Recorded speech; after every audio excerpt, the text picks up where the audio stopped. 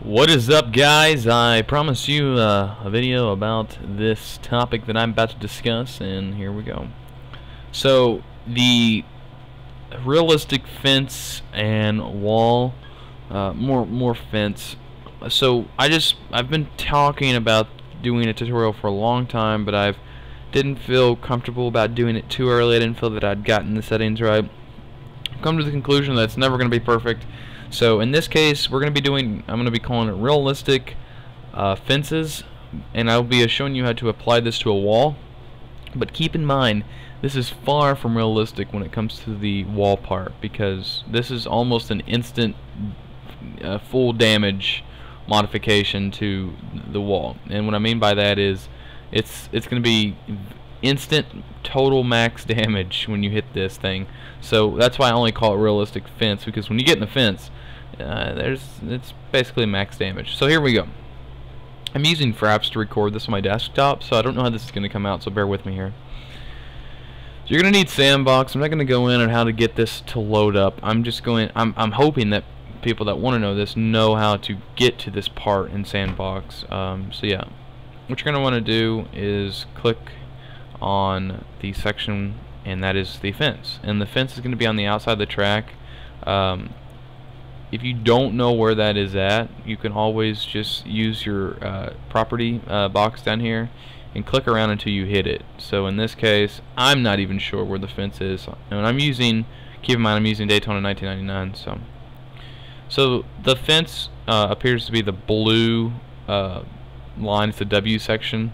So if that may help you or not. An important thing about this is you can press back and forward to shift through all the fences, because what we're going to be doing is applying this to basically any position on the track that you feel that your car can get in the fence. We're going to be applying that. So the biggest thing here is the material, and that is going to be the wood material.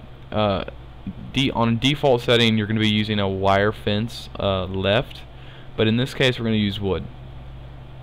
Now once you've done that, there's a thing called copy properties, and this is what you can do. Now keep in mind, this only works for fences, this only works for fencing on the track, but it could occasionally work for the wall, but I'll get into why it doesn't usually 100% work all the time. I'm sorry if I'm stuttering. It is 5:05 in the morning and I am really cold. My room is freezing. So here we go. We're going to copy properties. Actually, before you do that, we're going to back out, and so we can get an idea of what we're doing here. Okay, so copy properties, forward. Destination section does not seem to match well. Proceed with copy. Yes. Now what that means, and this is why I say it only really works for fences, because the fencing really doesn't change that much. It's not noticeable. So yeah. What that means is the section that we are using to copy to another section doesn't really match well. They don't specify what doesn't match, so you'll have to be careful. If you don't want to do this, you can always just go forward with the select section and then just keep changing it to wood like that. And the reason I say that is because sometimes you'll get this usually happens with the walls more than anything. You'll get to where you'll copy a section and there'll be something on the wall, and if you copy that section, you're gonna have that all the way around the track. So if you copy a section that has half a Daytona written on the wall, you're gonna have a Tona written all the way around the track. So keep that in mind.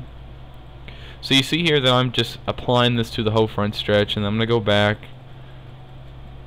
and I'm gonna finish off the front end, and this is fencing, so I'm not even gonna worry about it. We're just gonna press back, back, back, back, forward, forward, forward. Okay, now we're gonna press back. Just keep going through. Screw what it's saying, blah blah blah. So I've applied it to the front stretch, most likely where I'll ever get in the fence at. You can also do this on the back stretch. It's your, whatever you want to do. Now here is what I used to call the realistic walls, but I've come to the conclusion that it's the most unrealistic walls, and that being because when you hit something, it instantly destroys your car. So I guess it could be realistic at like death wall sections of the tracks. Like if you hit the inside of a Daytona wall and you hit it really fast, it doesn't really do that much damage to you. If you can put it on wood wall and you're like, well, if you're going to hit this wall, no matter how you hit it, it's going to destroy your car anyways. So I guess that's something to keep in mind. So getting to the wall section. Remember, I'm not going to tell you how to use this sandbox. So you should understand the gist of it at this point. So what I'm about to say is you need to find the wall. So in this case, like I said, I like to make the wood walls something more realistic. That being, like, if you hit something hard on the inside of the track, it should destroy your car. So this is an inside wall that's slanted, and when you do it, it's going to be called, most likely, it's going to be called either wall or Armco left or right. Now these materials, keep in mind, you might, when you open these up, you might think, why should I pick wood? I should pick tires or shrubs or hay bales or forest. I have not messed around with those, but from the most of it, I know that the tires thing, it gives in a lot, and you tend to get stuck in the wall more than anything. And I think the hay bales are something along the lines of that. So at this point, I'm just using wood as the material. So like I said, you're gonna either the inside of whatever you're doing or the outside. This also applies on the outside of the track. I'm just doing this for, you know, example. So I'm going to be applying the material as wood, and again, this is a lot harder than the fencing, and here's why. When I said you can use the copy properties forward or back, when you, like I said, you want to be careful doing that, because if you do it, like I said, if you pick a section that has half a Daytona and you use that section for a copy all the way around the track, you're going to have Daytona written all the way around the track. So I didn't tell you how to get past that, and the way to do it, it's pretty simple, but it's time consuming. Instead of using copy properties in forward and back, you can just use the forward keys and change it from Armco to wood. Change it from Armco to wood. And instead of copying sections, it takes that section and changes that material, not changing the MIP or anything. So keep that in mind. That's the tutorials on the death wall or realistic fencing.